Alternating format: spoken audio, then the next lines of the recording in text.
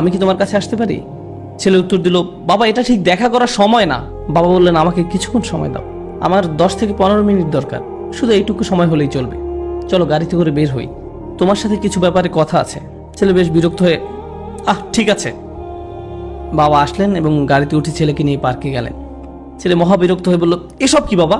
আপনি কি খুব দ্রুত বলতে পারবেন? আমার কাজ আছে। বাবা বললেন, শুধু আমার সাথে হাঁটো।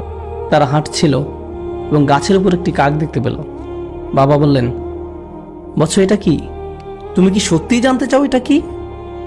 এটা একটা কাক। ও বৎস এটা কি? ছেলে এবার প্রচন্ড রেগে গেল। এটা কি একটা খেলা? আমার কাজ আছে, ঠিক আছে? এটা একটা কাক, আপনি কি দেখতে পাচ্ছেন না?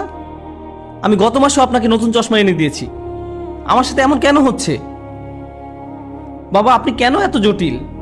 আমি বুঝতে পারছি না সমস্যাটা কোথায়। জাস্ট বলেন কি বলতে চান।